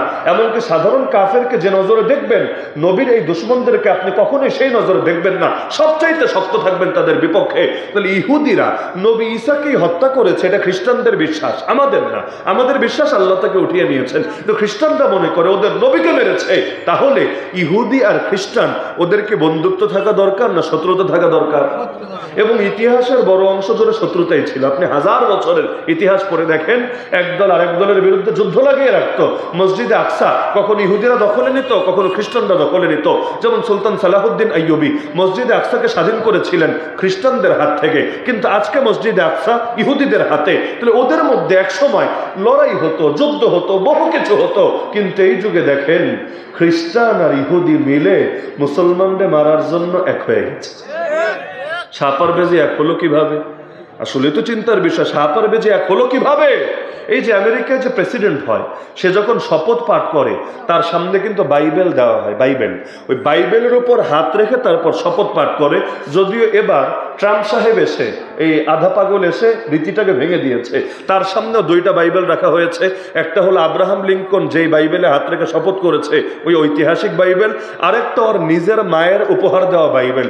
দুইটা সামনে এনে রেখেছে, কিন্তু পাগলে হাত আর না দিয়ে এভাবে হাত উঁচু করে রেখে এরপর শপথ পাঠ করেছে। কিন্তু এতকাল পর্যন্ত রীতি যেহেতু ওইটা ছিল, এখান থেকে কি এটা বুঝে আসে না যে রাষ্ট্রীয়ভাবেই ওদের খ্রিস্টবাদের প্রতি ঝোঁক আছে? কি বুঝে আসে নাকি আসে না? এবং বড় একটা অংশ জুড়ে, এমনকি ওই খ্রিস্টানদের পোপ পর্যন্ত, আমেরিকার প্রেসিডেন্টকে পর্যন্ত কোনো নির্দেশ দেওয়ার এবং কোনো একটা কথা বলার অধিকার রাখে, এবং বললে তারা সেটা শুনেও থাকে। এমনকি ওই যে আফগানিস্তানে যখন বাহিনী পাঠিয়েছিল, এটাকে তাদের নেতারা পর্যন্ত ক্রুসেড বলে, ধর্মযুদ্ধ বলে ঘোষণা দিয়েছিল। তাহলে একদিকে খ্রিস্টান আর একদিকে ইহুদি। আমি মনে করি আজও যদি আমেরিকা এবং পশ্চিমারা ঘোষণা দেয় আমরা ইসরায়েলের সাথে নাই, আমরা ইসরায়েলকে কোনো সাপোর্ট করব না, শেল্টার দেব না, আমি মনে করি, আপনি দ্বিমত করতে পারেন, আমি মনে করি আগামী 1 মাসের মধ্যে মসজিদ আকসা স্বাধীন হবেই হবে ইনশাআল্লাহ। ওই এক ইসরায়েল কিছুতেই মুসলমানদের সামনে দাঁড়াতে পারবে না। এমনকি শুধু হামাস না, তখন অন্যরাও একসঙ্গে নেমে যাবে ইনশাআল্লাহ। এখন নামে না শুধু ওই জারজ রাষ্ট্র ইসরায়েলের ভয়ে না, বরঞ্চ পেছনে ওই আমেরিকায় পশ্চিমারা থাকার কারণে। তাহলে দেখা যাচ্ছে এই সাপার বেজি মিলল কিভাবে? তাহলে নবীর হাদিসের বাস্তবতা সামনে আসে নাকি আসে না? কোরআন এবং হাদিস এমন জিনিস, সেটা কখনো অতীত হবে না, সর্বদা বর্তমান। 2025ও বর্তমান, 2030ও বর্তমান, 2040ও বর্তমান। যেমন আমি উদাহরণ হিসেবে একটা আয়াত শোনাই, যদিও কেউ কেউ কষ্ট পেতে পারে। বাকি এই আয়াতটা শোনার পর আপনি চিন্তা করবেন এটা কি 1500 বছর আগের আয়াত নাকি আজকের দিনের আয়াত। কারণ আমি যে কয়বার পড়ি আমার কাছে মনে হয় এই আয়াতটা যেন আজকে নাজিল হয়েছে, আল্লাহ দেখে দেখে যেন বলে দিয়েছেন। কেন? আল্লাহ তাআলা বলেন ফালাম্মা নাসু মা যুক্কিরু বিহি, বান্দা যখন আল্লাহর উপদেশ বাণীকে ভুলে যায়, ফাতাহনা আলাইহিম আবওয়াবা কুল্লি শাই, আমি আল্লাহ প্রথমেই ধরি না, প্রথমেই পাকড়াও করি না, বরং প্রথমে এমন ঢিল দেই তাদের জন্য সব কিছুর দরজা খুলে দেই। টাকা পয়সার দরজা, ক্ষমতার দরজা, প্রভাব প্রতিপত্তির দরজা, ইন্ডিয়ার দরজা, চায়নার দরজা, আমেরিকার দরজা, একই সাথে সিআইও ম্যানেজ হয়ে গেছে, মোসাদও বুঝ মেনে নিয়েছে, র ঠিকভাবে কথা শুনছে, চায়না পর্যন্ত সব রাজি হয়ে গেছে। আল্লাহ বলেন সব দরজা খুলে দেই। অবশেষে হাত্তা ইদা ফারিহু বিমা উতু, সব কিছু পেয়ে তারা যখন মহা খুশি হয়ে যায়, এত খুশি ধরাকে সরা জ্ঞান করে, মানুষকে মানুষ মনে করে না, রাষ্ট্রের শীর্ষস্থানীয় আলেমের গায়ে হাত তুলতে পর্যন্ত দ্বিধা করে না, এমনকি আলেমদেরকে নির্মমভাবে গুপ্ত হত্যা করতে পর্যন্ত বুকে বাঁধে না, এমনকি যারে তারে গালিগালাজ করতে এমনকি কাঁপে না। আল্লাহ বলেন এরকম যখন তারা খুব বাড়া বেড়ে যায়, আখাযনাহুম বাগতা, আমি আল্লাহ হঠাৎ করে ধরে ফেলি, ধীরে ধীরে ধরে সেটাও না, আখাযনাহুম বাগতা, আমি আল্লাহ আচমকা ধরে ফেলি, টুপ করে ধরে ফেলি, হঠাৎ করে ধরে ফেলি। এমন ধরা ধরি সামনে খাবার থাকে, খাবার টাইম থাকে না, একটু কিছু বলতে মনে চায় জাতির উদ্দেশ্যে, বলার সুযোগটাও পায় না। এমনকি আল্লাহ বলেন ধরার পর পরিণতি কি হয় জানো? ফাইদা হুম মুবলিসুন, তখন বান্দা পুরাই নিরাশ হয়ে যায়। এমন নিরাশ, টুপ করে ঢুকতে চাইলে, চট করে ঢুকতে চাইলেও ঢোকা আর হয়ে ওঠে না। নিরাশ, কবর কি এখানে হবে না অন্য কোথাও হবে? দিন শেষে ফিরতে পারবে নাকি না ফিরে বাইরে বাইরে দিন কাটাতে হবে? আল্লাহ বলেন ফাকুতি আদাবিরুল কওমিল্লাযিনা যালামু, জালেমদের শিকড়ি কেটে দেওয়া হলো, ওদের মূলে উপরে ফেলা হলো। আলহামদুলিল্লাহি রাব্বিল আলামিন। তবে মনে রাখবা, মাস্টারমাইন্ড তোমরা না, প্রশংসা তোমাদের না, সকল ক্রেডিট, সকল কৃতিত্ব, সকল প্রশংসা আল্লাহ, যিনি তামাম জাহানের রব, যিনি সবকিছুর নিয়ন্ত্রক। এই যে আয়াতটা, এটা রেখে 1500 বছর আগের মনে হয় হয় না জুলাই আন্দোলনের পরের মনে হয়? আমার তো মনে হয় যে জুলাই আন্দোলনের পরের, যেন আল্লাহ তাআলা মানে এই বর্তমান পরিস্থিতিকে সামনে রেখে বাংলাদেশের কথা বলে দিচ্ছেন আয়াতের ভেতরে। অন্য আয়াতে বলেন সানাস্তাদরিজুহুম মিন হাইসু লা ইয়ালামুন ওয়া উমলি লাহুম ইন্না কাইদি মাতিন। আমি আল্লাহ ওদেরকে ঢিল দিয়ে দিয়ে এমন এক পরিণতির দিকে নিয়ে যাই যা তারা জানেই না। আসলেই তো জানে না, এক সপ্তাহ আগেও তো জানতো না। তারা জানবে কোত্থেকে? রয়ের পর্যন্ত মাথায় আসলো না। তাহলে আল্লাহ যে বলেন আমি এমন এক পরিণতির দিকে নিয়ে যাই যেটা তাদের জ্ঞানে ধরে না। মিলে নাকি মিলে না? মিলে নাকি মিলে না? তাহলে কোরআন কি অতীত না বর্তমান? কোরআনকে কখনো অতীত ভাববেন না, সর্বদা বর্তমান। হ্যাঁ বলবেন হুজুর ফেরাউনের কেচ্ছা বর্তমান হয় কিভাবে, নমরুদের কেচ্ছা বর্তমান হয় কিভাবে? হ্যাঁ এগুলো বর্তমান। কেন? থিম একই থাকে, জাস্ট ওয়ালপেপার চেঞ্জ হতে থাকে। আল্লাহ পুরোনোটা বলে ভবিষ্যতের মেসেজ দিয়ে থাকেন এর ভেতরে। না হলে ঘটনা তো কতই ছিল, সব তো বললেন না। হাতে গোনা কয়েকটা বেশি করে কেন বললেন? কোনো না কোনো কারণ তো আছে। আমার নবীর নাম আছে মাত্র 4 বার কোরআনে। আয়াতের ভেতরে আমার নবীর নাম আছে মাত্র কয়বার? সাহাবীর নাম আছে মাত্র একজন সাহাবীর, দ্বিতীয় কারো নাম নাই। কোন সাহাবীর নাম? তো আবু বকর না, ওমর না, ওসমান না, আলী না, এমন একজন সাহাবীর নাম যাকে অনেকে চেনেনি না, যায়েদ রাদিয়াল্লাহু আনহু, যায়েদ বিন হারেসা। তাহলে শুধুমাত্র এক সাহাবীর নাম, সেখানে ফেরাউনের নাম আছে 74 বার। প্রতিবার নাম নিলেও 50 নেকি। কারণ আরবিতে এক অক্ষর পড়লে কয় নেকি জানেন না আপনার? এক অক্ষর পড়লে কয় নেকি? ফেরাউন লিখতে অক্ষর 5টা লাগে, ফা, রা, আইন, ওয়াও, নুন। তাহলে হিসাব করেন, যদি এক অক্ষরে 10 নেকি হয়, তাহলে ফেরাউন লিখতে 5 অক্ষর লাগে, কয় নেকি হবে? 50 নেকি। তাহলে 74 বার কোরআনে ওর নাম আছে। তাহলে এক খতম কোরআন শরীফ পড়লে ফেরাউনের নাম পড়ে কতগুলো নেকি হবে? বাসায় গিয়ে আজকে বৈশা বৈশা হিসাব করবেন। এমনকি এটা তো সাধারণ হিসাব। এই যে রমজান আসছে, সব কমবে না বাড়বে? আবার ওই তেলাওয়াত এমনি সময় না হয়, নামাজে দাঁড়িয়ে, তারাবিতে দাঁড়িয়ে যদি হয়, তাহলে সব কমবে না বাড়বে? তাহলে ফেরাউন কোন বুজুর্গ ছিল, ওর নাম নিলেও এত নেকি? আমার নাম নিলেও তো নেকি নেই, আপনার নাম নিলেও তো নেকি নাই। এমনকি এক পোস্টারে যতজনের নাম থাকে, ধরেন এখানে তো কম নাম আছে, কোনো কোনো পোস্টারে এমন 150, 200 জন, 500 জনের নামও থাকে। বক্তার নাম খুঁজে পাওয়াই কঠিন হয়, কোনটা বক্তা আর কোনটা অন্য শ্রোতা। আচ্ছা যাই হোক, তো সব নাম পড়লে এক নেকি আছে নাকি? তাহলে ফেরাউনের নাম নিলে নেকি, আবুল আহাবের নাম নিলে নেকি, এমনকি শয়তান শব্দেও 50 নেকি, হামান শব্দেও 50 নেকি, কারুন শব্দেও 50 নেকি। সবগুলো 5টা করে অক্ষর লাগে। কাহিনী কি? কাহিনী হলো এখানে আল্লাহ কেচ্ছা শোনাতে চান নাই আমাদেরকে। কোরআন কেচ্ছার বই না, কোরআন হেদায়েতের কিতাব। কোরআন কেচ্ছার বই না, হেদায়েতের কিতাব। যালিকাল কিতাবু লা রাইবা ফি হুদাল লিল মুত্তাকিন। তাহলে হেদায়েতের কিতাবে আল্লাহ কেচ্ছা শোনালেন কেন? কারণ এর ভেতরে হেদায়েত আছে। আল্লাহ বুঝিয়েছেন এক ফেরাউন লোকান্তরে, লক্ষ ফেরাউন ঘরে ঘরে, কিয়ামত পর্যন্ত ফেরাউনের ক্যারেক্টার নিয়ে যারাই আসবে, জামানার মুসা হয়ে আসা হাতে নিয়ে কিভাবে এদের মোকাবেলা করতে হবে, বান্দা তোমাকে সেই সবক শিখতে হবে আল কোরআনের পাতা থেকে। তাহলে আল্লাহ বলে দিচ্ছেন যে যারা ইমানদার হবে এদের লড়াই হবে আল্লাহর পথে, যারা কুফর অবলম্বন করবে এদের লড়াই হবে তাগুতের পথে। তাহলে পথও একটা না, দুনিয়াতে পথ 2টা, এক হলো আল্লাহর পথ আর এক হলো তাগুতের পথ। আল্লাহর পথ কোনটা আর এর পথে লড়াই কেমন হয় ওটা বোঝার আগে এই বাস্তবতাটা মাথায় রাখেন। আল্লাহ রসুল সাল্লাল্লাহু আলাইহি ওয়াসাল্লামের সাহাবীরা দ্বীনের জন্য লড়াই করার এমন হিম্মত, এমন অদম্য তামান্না রাখতেন, নিজের জীবনে সবচাইতে বড় স্বপ্ন দেখতেন আল্লাহর দ্বীনের জন্য তিনিও কিছু অবদান রাখবেন। আরে দুধের বাচ্চা নিয়ে পর্যন্ত নারী হাজির হয়ে যায়, ইয়া রাসূলুল্লাহ আমার কোলের বাচ্চাটাকেও জিহাদে নিয়ে যান না। আল্লাহ রসুল অবাক, আরে কোলের বাচ্চা নিয়ে গিয়ে কি হবে? সেই নারী বলে দিচ্ছে, ইয়া রাসূলুল্লাহ কি করব বলেন, যারা বড় ছিল তাদেরকে আগেই পাঠিয়েছি, একজনও জান নিয়ে ফিরে আসে নাই, সবাই শহীদ হয়ে গেছে। আর আমি তো নারী, আমি যেতে চাইলেও নেবেন না, আমাকে অনুমতি দেবেন না। তো দিল তো মানে না, মন তো সয় না। আপনারা জান্নাতের বাজারে সওদা করবেন আর আমি একা অবলা ঘরে বসে থাকবো, আমার দিল তো মানে না। দ্বীনের জন্য আমাকেও কিছু অবদান রাখতে হবে। এজন্য যা ছিল তাই এনে দিলাম আপনার দরবারে। হ্যাঁ বুঝি আমার বাচ্চা লড়াই করতে পারবে না, কিন্তু ইয়া রাসূলুল্লাহ এতটুকু তো পারবে, কোন সাহাবীর কোলে দিয়ে রাখবেন আমার বাচ্চাকে। জালেম যখন আপনার বুকে তীর মারবে, বর্ষা মারবে, আপনার সেই সাহাবী আমার বাচ্চাটাকে আপনার বুকের সামনে ঢালের মতো করে পেতে ধরবে। জালেমের তীর এসে, বর্ষা এসে আমার বাচ্চার বুকটাকে ফুরফুর করে দিয়ে যাবে। কিন্তু ইয়া রাসূলুল্লাহ আমার বাচ্চার প্রাণের বিনিময় হলো আপনার প্রাণ তো হেফাজতে থাকবে। কাল কিয়ামতের দিন আল্লাহর সামনে দাঁড়িয়ে গর্ব করে বলতে পারবো, আয় আল্লাহ আমি শহীদের মা, আমার সন্তান তার জান কুরবান করেছে তোমার নবীর হেফাজতের জন্য। এক বেদুইন সাহাবী, 7ম হিজরির খায়বার যুদ্ধের ঘটনা, যুদ্ধ শেষ হলো, আল্লাহ রাসূল গনিমত ভাগ করে দিচ্ছেন সবাইকে। গনিমত মানে যুদ্ধে যা কিছু পাওয়া গেছে, যুদ্ধলব্ধ সম্পদ। এখন এক বেদুইন সাহাবী, সেও যুদ্ধে শরীক ছিল, তার ভাগেও কিছু মাল এসেছে, কিন্তু ভাগ করার সময় সে ছিল না। আল্লাহ রাসূল তার সম্পদটা আলাদা করে এক পাশে রেখে দিলেন। পরে যখন তাকে দেখলেন, তাকে ডেকে বললেন, এই যে এটা তোমার ভাগের সম্পদ, তুমি নিয়ে যাও। সেই সাহাবী হাসতে শুরু করলো। আল্লাহ রাসূল অবাক, সাহাবীরা অবাক। ওর ভাগের মাল নিতে বলেছিল, নিয়ে যাবে, শেষ। এখানে হাসির কি হলো? এটাকে হাসির কথা নাকি? কিন্তু সে হাসছে। নবী বললেন, কি ব্যাপার, তুমি হাসছো কেন? সে হেসে হেসে বলে, ইয়া রাসূলুল্লাহ, আমি কি মালের জন্য আপনার সাথে জিহাদে এসেছি? মালের জন্য তো কেউ আসে না, কারণ জিহাদের ময়দানে মাল পাবে এর কোনো গ্যারান্টিও নেই, জানও যেতে পারে। মাল পাবে দূরের কথা, জানও যেতে পারে। শাহাদাত হায় মাতলুব মকসুদ মুমিন, না মালে গনিমত না কিশোর কুশাই, ফনা ফিল্লাহ কি তেহ में बका का राज मुजमर है, जिसे मरना नहीं आता उसे जीना नहीं आता। তো কেউ মালের জন্য আসে নাই। তো আল্লাহ রাসূল থেকে দুষ্টুমি করে জিজ্ঞাসা করলেন, আচ্ছা কি জন্য এসেছো?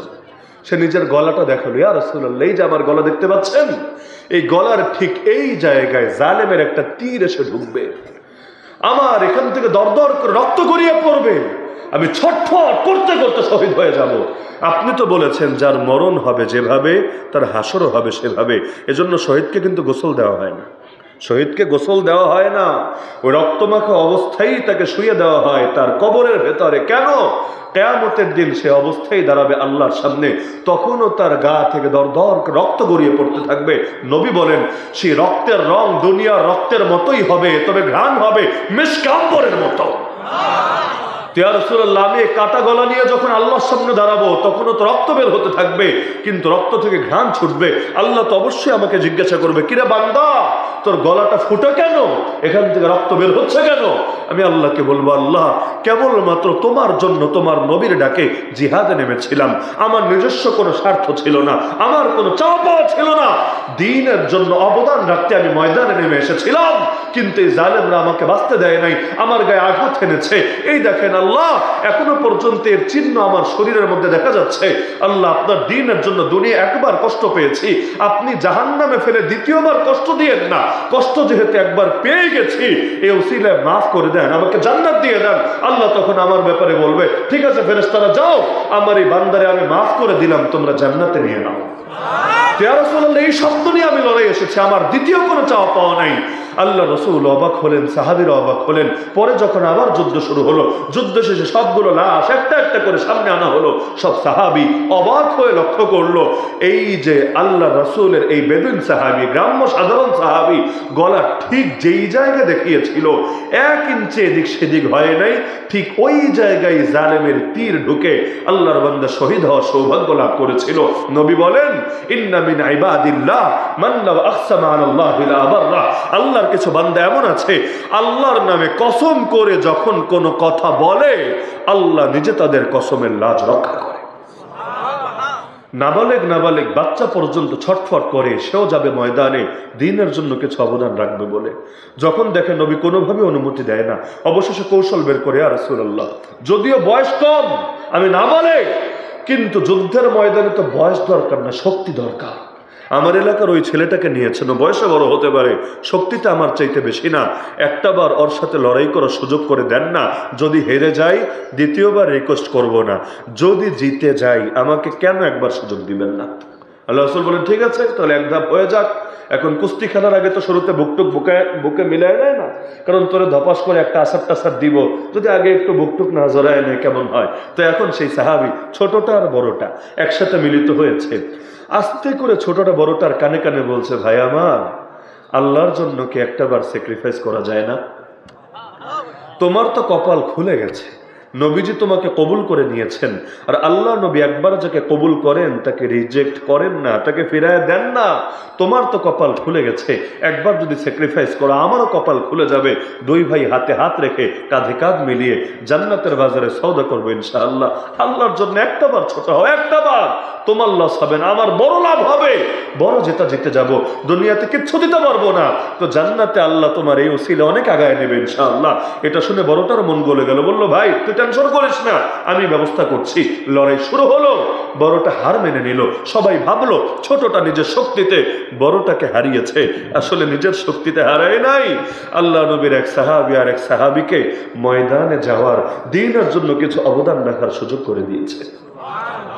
বুড়া সাহাবী পর্যন্ত সন্তানদের কাছে বায়না ধরছে, কোথায় যাও? বাবা জিহাদে যাই। আমাকেও সাথে নিয়ে যেতে হবে। না বাবা, আপনি মুরব্বী হয়ে গেছেন, আপনার চলতে ফিরতেই কষ্ট হয়, আপনি কি জিহাদে যাবেন? আল্লাহ রাসূল যতদিন ছিলেন তার সাথে গিয়েছেন, আবু বকর যতদিন ছিলেন তার সাথে গিয়েছেন, ওমর যতদিন ছিলেন তার সাথে গিয়েছেন রাদিয়াল্লাহু আনহু আজমাইন। এখন খলিফা হয়েছেন ওসমান রাদিয়াল্লাহু আনহু, কিন্তু আপনি তো বুড়া হয়েছেন, আর কত যাবেন? আপনি যৌবনের হক আদায় করেছেন, এখন আপনি বৃদ্ধ, আমরা আপনার সন্তান, টকবকে নওজোয়ান। আপনি ঘরে বসে দোয়া করবেন, আমাদেরকে দিক নির্দেশনা দিয়ে দিবেন, আমরা আপনার পক্ষ থেকে ময়দানে হক আদায় করবো ইনশাআল্লাহ। এবার বাবা উত্তেজিত হয়ে গেল, আরে কি বলো তোমরা? তোমরা আমাকে ঘরে বসে থাকতে বলো, আল্লাহর কোরআন তো আমাকে ঘরে বসে থাকার অনুমতি দেয় না। তোমরা কি সূরা তাওবা পড়ো নাই? সূরা তাওবার এই আয়াত কি তোমরা দেখো নাই? ইনফিরু খিফাফান ওয়া থিকালা ওয়া জাহিদু বিআমওয়ালিকুম ওয়া আনফুসিকুম ফি সাবিলিল্লাহ। বান্দা হালকা হও আর ভারী হও, বের হয়ে পড়ো ময়দানে, মাল দিয়ে আর জান দিয়ে জিহাদ করতে থাকো আল্লাহর পথে। যতদিন যুবক ছিলাম শরীর হালকা ছিল, তখনও বের হয়েছি, এখন বুড়া হয়েছি, শরীর ভারী হয়েছে, তাতে কি? আল্লাহ তো বলেছে হালকা হলেও বের হতে, ভারী হলেও বের হতে। সুতরাং তোমরা না নিলে প্রয়োজনে যাব অন্য কারো সাথে, কিন্তু আমি পারবো না ঘরে বসে চুপচাপ শিয়ালের মতো থাকতে। সন্তানরা বলল, আব্বাজান তাহলে আমাদের সাথে চলেন, আমরাই খেদমত করবো আপনার, যতটুকু পারি চলেন। প্রথমবারের মতো জাহাজে করে যুদ্ধে যেতে হবে। এতকাল তারা সমতলে যুদ্ধ করেছে, ঘোড়ার পিঠে চড়ে, গাধার পিঠে চড়ে, উটের পিঠে চড়ে যুদ্ধ করে অভ্যস্ত, কিন্তু সমুদ্র পথে যুদ্ধ করার কোনো অভিজ্ঞতাই নাই। প্রথমবারের মতো জাহাজে উঠেছে। এই বুড়া বয়সে এই ধাক্কা সামাল দিতে পারলো না, অনভ্যস্ত এক দুনিয়া, এবং নতুন করে এখানে এসে কয়েকদিন যাওয়ার পর জাহাজের ভেতরেই শেষ নিঃশ্বাস ত্যাগ করলো। সন্তানরা পেরেশান, এখন কি হবে? সবাই মিলে জানাজা পড়ে দিল, কিন্তু এখন বাপরে দাফন করবে কোথায়? এটা সাগর, নদী না, চারদিকে পানি আর পানি, যতদূর চোখ যায় পানি, দাফন করবে কোথায়? ওই ব্যাকে আসা তো সম্ভব না, কারণ জিহাদে যাচ্ছে, তার বাপের জন্য কি এখন সবাইরে ফিরে আনবে? এটা তো সম্ভব না। কি করবে? আর কোন সন্তান পারবে নিজের বাপরে পানির ভেতর ছেড়ে দিতে? মাটিতে দাফন না করে মারা গিয়েছে, লাশটা পানির ভেতর, আপনি পারবেন? আপনার বুক মানবে এটা? তারা চিন্তা করলো, আচ্ছা লাশটা রেখে দেই, যেখানেই মাটি পাবো সেখানে দাফন করে দেব, যে কোনো দ্বীপ হোক, যে কোনো চর হোক। এখন খুঁজতে লাগলো, একদিন গেল পায় না, দুদিন, 3 দিন পায় না, যেতে যেতে 7 দিন, তাও পায় না। 10 দিনের মাথায় গিয়ে একটা দ্বীপ পেল। তো লাশটা এক কোনায় নিয়ে রেখে দিয়েছে। তাদের ধারণা ছিল এবার লাশের কাছে গেলেই বিকট দুর্গন্ধ বের হবে, আর কাছে গেলে দেখবে হয়তো পচে গিয়েছে, গলতে শুরু করেছে, কারণ 10 দিন কম কথা না। একটা লাশ পচতে কয়দিন লাগে? আর ফ্রিজিং এর ব্যবস্থা নাই, বরফ দিয়ে রাখার ব্যবস্থা নাই। কিন্তু যেই মাত্র কাছে গেল, তারা অনুভব করছে এমন এক ঘ্রাণ পাচ্ছে, যেরকম ঘ্রাণ জীবনে কখনো শুকে নাই। এরপর কাছে গিয়ে দেখে লাশ পচবে দূরের কথা, গলবে দূরের কথা, এখনো চেহারার ভেতর এমন মৃদু এক ধরনের হাসি লেগে আছে, দেখলে মনে হচ্ছে যেন মরে নাই, ঘুমিয়ে কোনো স্বপ্ন দেখছে। এই যে ফিলিস্তিনে গত 1.5 বছরে আমাদের যে ভাইয়েরা শহীদ হয়েছে, যে মাসুম বাচ্চাগুলোকে নির্মমভাবে হত্যা করা হয়েছে, আর কিচ্ছু লাগবে না, আপনি শুধু ওদের ছবিটার দিকে দিলের চোখ দিয়ে তাকায় দেখেন। হয়তো তার হাত নাই, হয়তো তার পা উড়ে গেছে, হয়তো শরীর বুলেটের আঘাতে ঝাঁঝরা হয়েছে, হয়তো বিল্ডিং এর তলাই ছিল, একেবারে টেনে টেনে বের করতে হয়েছে, কিন্তু আপনি শুধু চেহারাগুলোর দিকে তাকায় থেকে দেখেন, আপনার দিল সাক্ষ্য দেবে এই চেহারা কোনো সাধারণ চেহারা না। এই চেহারা এমন কারো চেহারা যার উপর আল্লাহ রাজি হয়ে গেছে। কারণ ওই চেহারাগুলোর মধ্যে মানে এত কষ্টের মরণ, হাত নাই, পা নাই, শরীর ঝাঁঝরা, কিন্তু চেহারা দেখলে মনে হয় না কত পরম আনন্দে মৃত্যুকে আলিঙ্গন করেছে, যেন এটার জন্যই বহুকাল ধরে অপেক্ষায় ছিল। এমন নিজের পরম আকাঙ্ক্ষিত বস্তু সে পেয়ে গেছে। তাহলে এটাই তো ছিল হালত। আরে হানজালা রাদিয়াল্লাহু আনহু গোসল ফরজ ছিল, কে না জানে ঘটনা। ওই গোসল করবে অতটুকু দেরি করার পর্যন্ত তার মাথায় আসে নাই, এমনকি তার উপর গোসল ফরজ, অন্যরা জানবে কিভাবে? জানার তো কথা না। রাতের বেলাও মেলামেশা হয় নাই, তাহলে তো ফজরের সময় গোসল হয়ে যেত অটো, ফজরের পর মেলামেশা, এরপর ডাক এসেছে ময়দান ময়দানে চলে গিয়েছে, কিন্তু তিনি শহীদ হওয়ার আগেই তার স্ত্রী 4 জন লোক মারফত নবীর কাছে খবর পৌঁছে দিয়েছে, ইয়া রাসূলুল্লাহ, আমার স্বামীর শাহাদাতের পর একটু গোসলের ব্যবস্থা করে দিয়েন, তার জিম্মায় গোসল বাকি আছে, সে এটা করার সময় পায় নাই, এই পরিমাণ তাড়াহুড়ো এসে বের হয়েছে। তো যুদ্ধের সময় তো চরম ব্যস্ততায় তাদের এটা নিয়ে অত চিন্তা করার সময় হয় নাই। যুদ্ধ শেষে তো নবী জানালেন আমার হানজালাকে ফেরেশতারা আসমানে নিয়ে গিয়ে গোসল দিয়ে এনেছে। তো সবার ভেতরে কৌতূহল আসলো, সব ঠিক আছে বুঝলাম, কিন্তু স্ত্রী আগে টের পেল কিভাবে? স্বামী জিন্দা থাকতেই শহীদ হওয়ার পর যত নবী গোসল দেয়, স্ত্রী বুঝলো কিভাবে? খবর পাঠালো তার বাসায় যে আপনি কিভাবে জানলেন, কিভাবে বুঝলেন আপনার স্বামী শহীদ হবে? তিনি বললেন, রাতে যখন ঘুমাচ্ছিলাম হঠাৎ করে স্বপ্নে দেখলাম আমার চোখের সামনে আসমানের দরজা খুলে গেছে, আমার স্বামী হানজালা পাখির মতো করে উড়ে উড়ে সেই দরজার ভেতর দিয়ে প্রবেশ করেছে। যেই মাত্র প্রবেশ করেছে এর পরক্ষণে দরজা আবার লেগে গেছে। এটা দেখে আমার বুঝতে আর বাকি নাই, স্বপ্ন শরীয়তের দলিল, এর দ্বারা হালাল হারাম কিছু হয় না, কিন্তু হাদিসে আছে স্বপ্ন সুসংবাদবাহী এবং এর দ্বারা আল্লাহ গায়েবের অনেক বিষয় বান্দাকে অবগত করে। তাহলে এটা দেখে তিনি বুঝে ফেলেছেন যে যেহেতু পাখি হয়ে উড়ে গেছে আর আল্লাহ তাআলা শহীদকে জান্নাতে সবুজ পাখিতে পরিণত করেন, তার মানে তার স্বামী হয়তো আর ফিরবে না। স্বামীকে একটাবারের জন্য স্বপ্নটা বলে নাই, যদি মনোবল কমে যায়, যদি অন্তরে দুর্বলতা আসে, কারণ আজই মরবে, যদি এই দুর্বলতার কারণে পিছিয়ে আসে, এমনকি যখন হানজালা বেরিয়ে যাচ্ছেন ডাক এসেছে নবীর থেকে, হাইয়া আলাল জিহাদ। আমরা তো হাইয়া আলা সালাহ শুনলেই মসজিদে আসতে পারি না, আর হাইয়া আলাল জিহাদ শুনেছেন ময়দানে ছুটে যেতে হবে। স্বামী উঠে দরজার দিকে আগাচ্ছেন, পেছন থেকে স্ত্রী ডাক দিল, স্বামী আমার। হানজালা তাকায় না, এগিয়ে যাচ্ছে, আবার ডাক দিল, স্বামী আমার একটু শোনেন, তাকায় না, সামনে এগিয়ে যাচ্ছে, আবারও ডাক দিল, গো স্বামী একটু শোনেন। এবার দাঁড়িয়ে গেল, কিন্তু পেছনে না তাকিয়ে বলল, তোমার যা বলার বলে ফেলো, আমি হানজালা আর ফিরছি না। ময়দানে যাচ্ছে, যতই ডাকো পিছুটা আমার আসবে না। এখন পিছন থেকে তিনি জবাব দিলেন, আপনি আল্লাহ রসুলের একজন সাহাবী, নারী হতে পারি, আমিও তো একজন নগণ্য সাহাবী, আমি আপনাকে ফেরানোর জন্য ডাক দিচ্ছি না, আমি আপনার পিছুটানের কারণ হব না, আমি তো শুধু এ কথাটা বলার জন্য ডাক দিচ্ছি, স্বামী অন্তরটাকে শক্ত রাখবেন, হিম্মত আর সবরের সাথে লড়াই করবেন, আমাদের পরবর্তী মিলন হবে জান্নাতে ইনশাআল্লাহ। তো স্ত্রী যদি স্বামীকে এই কথা বলে দেয়, তার দিলের অবস্থা কেমন হবে, মনোবল কি পরিমাণ চাঙ্গা থাকবে। তাহলে পরবর্তীতে ওই যে স্বপ্নটা দেখেছে তো রাতে, এদিকে সকালে উঠে তিনি তো গিয়েছেন মদিনার মসজিদে, নবীজির পেছনে নামাজ পড়েছেন, স্ত্রীর দিল তো মানে না, স্বামীরা বলতেও পারে না। আরেকদিকে স্বামী যখন আসলো শেষবারের মতো, কারণ সেও বুঝতে পারছে হয়তো আর দেখা হবে না, শেষবারের মতো বলল, চলেন আমরা একটু কিছুক্ষণ কথা বলি।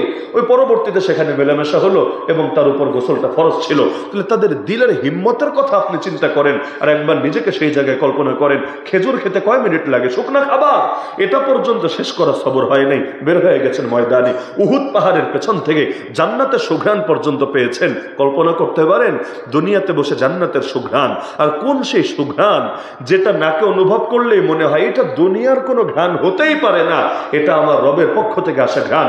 এমনকি এক সাহাবী, এই ঘটনা সবাই জানেন, যাকে ড্যাগের ভেতর ফেলে দেওয়া হবে, এমন ড্যাগ যেখানে তেলগুলো টকবক করে ফুটছে, কিছুক্ষণ আগে তার 2 জন সাথীকে ফেলে দেওয়া হয়েছে, এবার তাকেও ফেলা হবে।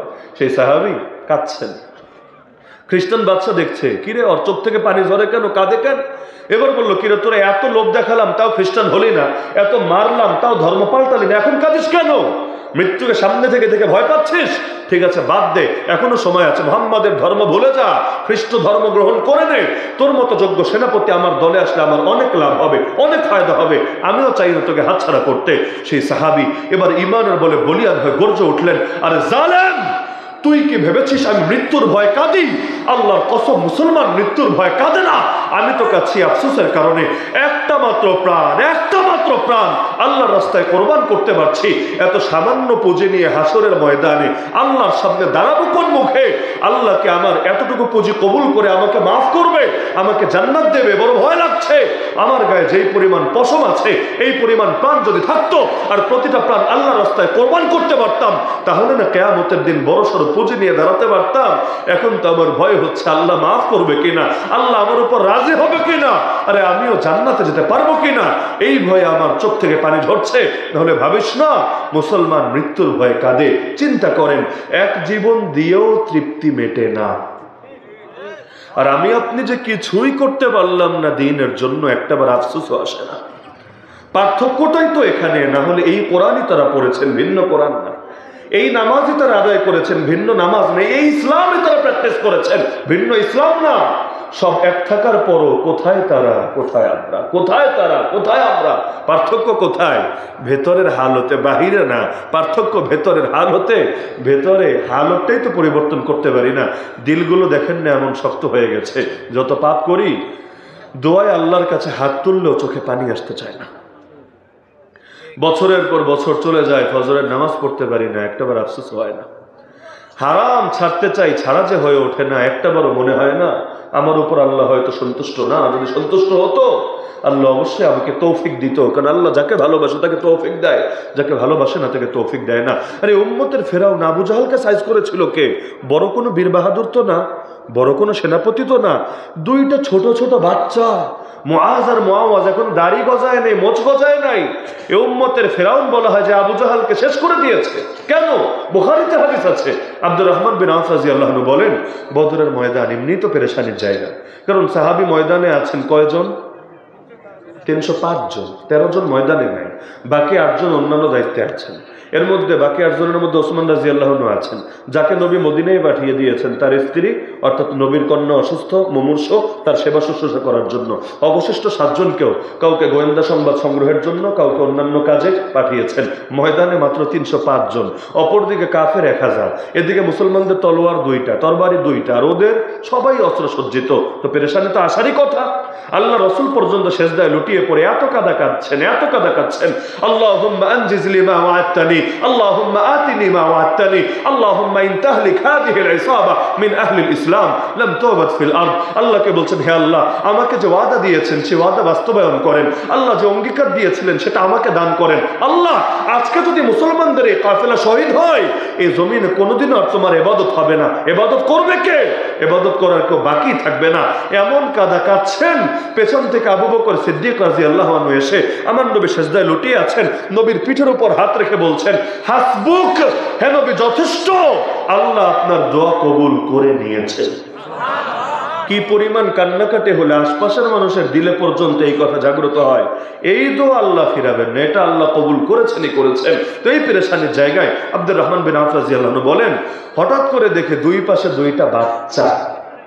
তিনি বলেন, দেখে তো আমার টেনশন আরো বেড়ে গেল।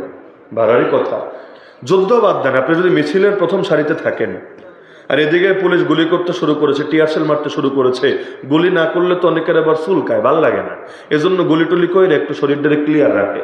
তো গুলি করতে শুরু করেছে, এদিকে দেখলেন 2টা পিচ্চি আপনার দুই পাশে কোত্থেকে এসে হাজির হয়েছে। আচ্ছা আপনি আমাকে বলেন, আপনার কি তখন নিজের নিয়ে বেশি টেনশন হবে না এদের নিয়ে বেশি টেনশন হবে?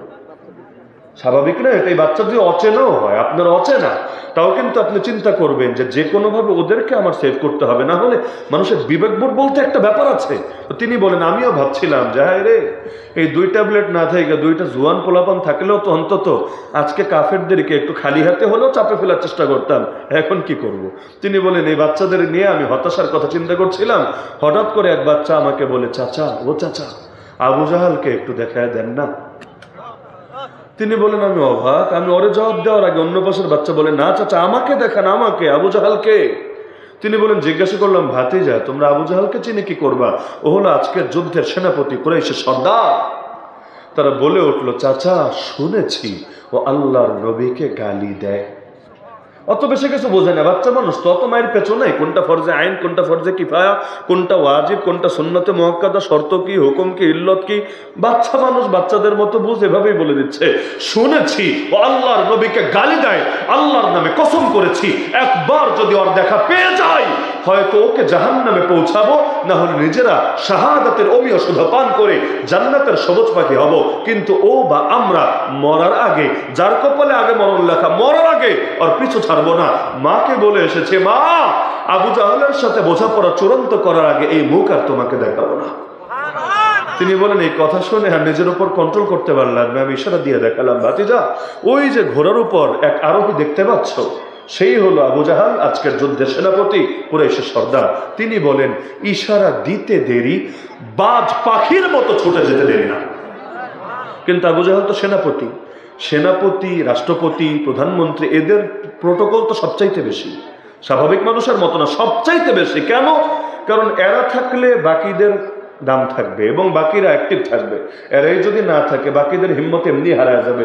একজন দুইজন পালাইলে বাকিগুলোও যায় মাইনকা চিপাই লুকিয়ে, এটাই স্বাভাবিক ব্যাপার। কারণ গোড়া ঠিক না থাকলে আগা থাকে না, এটা থাকার কথাও না। শিকড় কেটে গেলে ডাল্লায় পানি ডাললে লাভ হয়? হয় না। তাহলে আবু জাহেলের নিরাপত্তা কি কম থাকার কথা না বেশি? আপনাদের যুক্তি কি বলে, কম না বেশি? সর্বোচ্চ। কারণ সে সেনাপতি, সেনাপতি মরে গেলে যুদ্ধের নেতৃত্ব দিবে কার? নতুন নেতৃত্ব আনতে আনতে ওদিকে হয়তো কচুকাটা হয়ে যেতে পারে। তাহলে সর্বোচ্চ নিরাপত্তা। কিন্তু মজার ব্যাপার হলো, বড় কোনো বীর বাহাদুর সাহাবিও যদি যেত, আবু জাহাল পর্যন্ত রিচ করবে দূরের কথা, একেবারে কচুকাটা হয়ে যেত, কচুকাটা, ধারে কাছেও বসতে পারতো না। কিন্তু দুই বাচ্চা দৌড়ে যাচ্ছে, বাচ্চা কার চিন্তা এসেছে বাচ্চারা কি করতে পারে? দুই বাচ্চা আসছে এবং ওরা তো বাহিনীর সদস্য না, ওরা যোদ্ধা না, আর ওদের তো জানা আছে কারা যোদ্ধা হতে পারে আর কারা না। তাহলে ওরা দেখে ভেবেছে বাচ্চা বলাবান আসতেছে, আর কি বলবে? এসে হয়তো বলবে, আঙ্কেল আঙ্কেল আমার আব্বারে মাইরেন না, আঙ্কেল আঙ্কেল আমার আম্মারে উঠাই দিয়েন না। বাচ্চারা আর কি করবে? হয়তো রিকোয়েস্ট করবে, কিন্তু জানে না এই বাচ্চা সেই বাচ্চা না, এই বাচ্চা মৃত্যুর পরোয়ানা নিয়ে ধেয়ে আসছে। দেখেন না, বাচ্চাদের অনেকে পাত্তাই দিতে চায় না। বাচ্চা বলাবার বুড়া বুড়া রাজনীতিবিদদেরই গুনলাম না, এদেরকেই পাত্তা দিলাম না। আর এখানে এই পোলাপান এগুলা কি করবে? কয়দিন হাউকাউ করে এমনি ঠান্ডা হয়ে যাবে। অনেকে ভাবে নাই, অনেকে ভাবে নাই। কে ভেবেছে যে এই বাচ্চা পোলাপানি জামানার আবাবিল হয়ে কাজ যা করার করে দেবে? তাহলে দেখা যাচ্ছে বাচ্চা দুইটা ছুটে যাচ্ছে, কল্পনায় আসে নাই। মুহূর্তের মধ্যে পৌঁছে গেল আবু জাহাল পর্যন্ত। কিন্তু আবু জাহাল তো ঘোড়ার পিঠে, এগুলো সিরাজগঞ্জের কাঙ্গাল ঘোড়া না, অ্যারাবিয়ান হর্স। মানে বাংলাদেশের ঘোড়ার সাইজও তো, আমরাও যেমন ছোট ছোট, ঘোড়াগুলোর সাইজও ছোট ছোট, কিন্তু অ্যারাবিয়ান হর্স এগুলো এত বড়। আপনাদের অনেকের মাথার চাইতো আর পিঠে উঁচা, আপনাদের অনেকের মাথার চাইতো এটার পিঠে উঁচা। আর এই দুইজন তো বাচ্চা, মহাজ আর মহাবাজ, নাগাল পাবে কিভাবে? আর যদি পায়েটায় মারে কাজ তো হবে না, পায়ে মারলে কি হবে? সেনাপতিত্ব আর দফা রফা হবে না। তাহলে এবার তারাও চিন্তায় পড়ে গেল, হায় রে, এখন ঘোড়ার পিঠে মই পাবে কই, রশি পাবে কই, পরে নামাবে কিভাবে? কিন্তু এদিকে সময়ও তো বেশি নিতে পারবে না, না হলে অন্যরা টের পেয়ে গেলে খবর আছে। এজন্য কেউ কিছু বুঝে ওঠার আগেই একজন গিয়ে ঘোড়ার পায়ে কোপ মেরে দিল।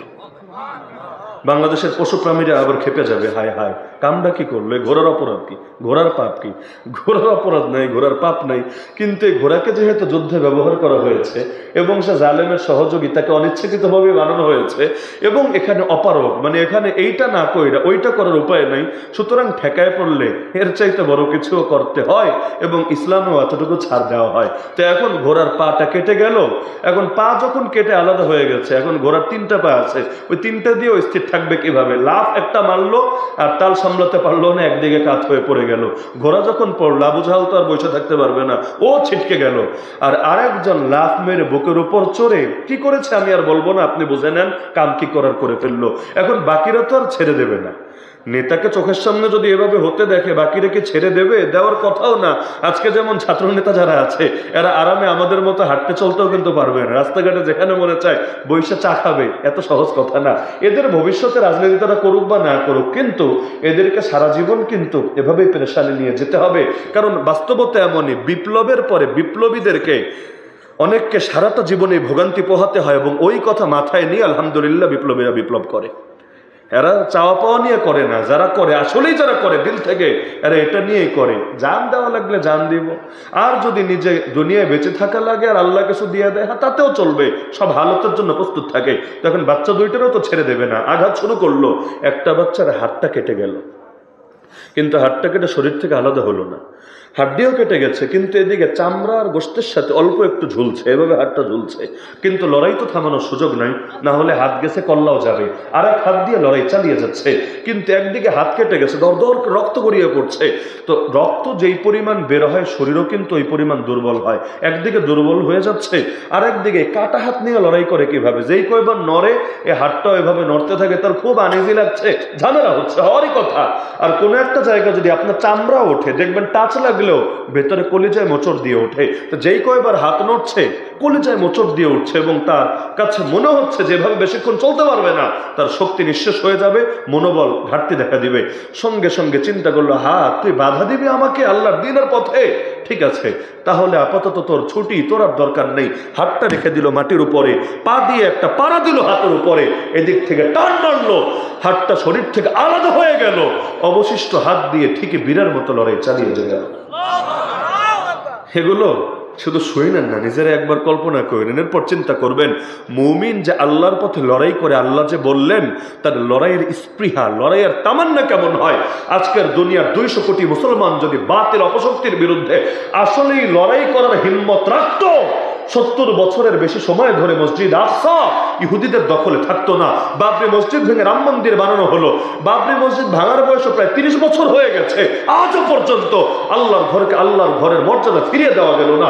এই অঞ্চলে 800 বছর মুসলমানদের শাসন ছিল, এরপর 350 বছর ধরে 1 সেকেন্ডের জন্য ইসলামের শাসন আসছে না। এটা নিয়ে কোনো চিন্তাই কাজ করছে না। ডক্টর আফিয়া সিদ্দিকা 2 দশক ধরে আমেরিকার কারাগারে পচে গলে মরছে। যেই দুনিয়ায় 200 কোটি মুসলমান আছে, এই দুনিয়া এটা সম্ভব কিভাবে? কি লাভ এত মুসলমান থেকে? 18 বছর বয়সে মোহাম্মদ বিন কাসেম যদি দ্বীনের পতাকা উড়াতে পারে অঞ্চলে এসে, আমাদের বয়স কত হয়েছে? তাহলে সুতরাং এই যে সূরা নিসা 76 নম্বর আয়াত পড়েছে, আমি তো শুরুতেই বলেছিলাম আলোচনাটা আপনাদের আগ্রহের উপর। আর নতুন এলাকা তো, এখানে হজম শক্তিটা বুঝতে আমার একটু সময় লাগবে, লাগারই কথা। বিভিন্ন হজম শক্তির লোক এখানে আছেন, কেউ সহজেই নিতে পারবেন, কারো আবার চিন্তা হবে আল্লাহ কি হুজুর নিয়ে আসলো। এটা স্বাভাবিক, আমি দোষ দিচ্ছি না, আসতে পারে কি হুজুর নিয়ে আসলো, কেউ আবার চিন্তা করবে এটা আবার আমার দলের উল্টা দলের হুজুর কিনা। না, এখানে দলীয় কোনো ব্যাপার না। কিন্তু আমি চেয়েছিলাম সূরা নিসা 76 নম্বর আয়াত পুরোটাই শেষ করব, তবে 1 বছরে শেষ করা সম্ভব বলে মনে হচ্ছে না। এজন্য যেই বার্তাগুলো আমি দিলাম, আল্লাহর ওয়াস্তে আমরা দিলে ধারণ করার চেষ্টা করি, কথাগুলো ফেলে না দিয়ে, কান দিয়ে শুনে আর এক কান দিয়ে বের না করে মাথায় ফিকির করার চেষ্টা করি। আল্লাহ একটা মাত্র জীবন দিয়েছেন, সুযোগও একটা, দ্বিতীয় কোনো সুযোগ নাই। সুতরাং একটা মাত্র সুযোগকে কাজে লাগিয়ে দ্বীনের জন্য বেশি থেকে বেশি যত অবদান রাখবো, কিয়ামতের দিন সেটাই আমাদের নাজাতের জরিয়া হবে। শেষ করি একটা বাণী শুনিয়ে। আমিরুল মুমিনিন ওমর রাদিয়াল্লাহু আনহু বলেন, নাহনু কওমুন আ'আজ্জানাল্লাহু বিল ইসলাম, আমরা সেই জাতি যাদেরকে আল্লাহ ইসলামের মাধ্যমে সম্মানিত করেছেন। ফাইদা বাতাগাইনাল ইজ্জাতা বিগাইরিহি আযাল্লানাল্লাহ, সুতরাং ইসলাম ছেড়ে যা কিছুর মাধ্যমে ইজ্জত তালাশ করি, দ্বিতীয় কোথাও ইজ্জত পাবো না, উল্টা তিনি লাঞ্ছিত করে ছাড়বেন। সুতরাং শেষ কথা, ইসলাম কিন্তু বিজয়ী হবেই হবে, জানেন তো সবাই। ইসলাম কিন্তু বিজয়ী হবেই হবে, আমাকে নিয়ে হোক আর আমাকে ছাড়া হোক, কিন্তু আমি কোনোদিনও বিজয়ী হতে পারবো না ইসলাম ছাড়া, চরম হারা হেরে যাবো ইসলাম ছাড়া। সুতরাং ইসলাম যেহেতু বিজয়ী হবে, আমি যদি ইসলামকে ধরে রাখি, বিজয় আমাদেরও নসিবে জুটবে ইনশাআল্লাহ। আল্লাহ আমাদের সবাইকে নিজেদের সর্বোচ্চটুকু দিয়ে দ্বীনের সর্বোচ্চ খেদমত আঞ্জাম দেওয়ার তৌফিক দান করুন। আর এই যে হাফেজিয়া মাদ্রাসা এবং এতিমখানার পক্ষ থেকে মাহফিল আয়োজিত হলো, আল্লাহ তাআলা মাদ্রাসাগুলোর যাবতীয় প্রয়োজন গায়বী খাজানা থেকে পূরণ করুন।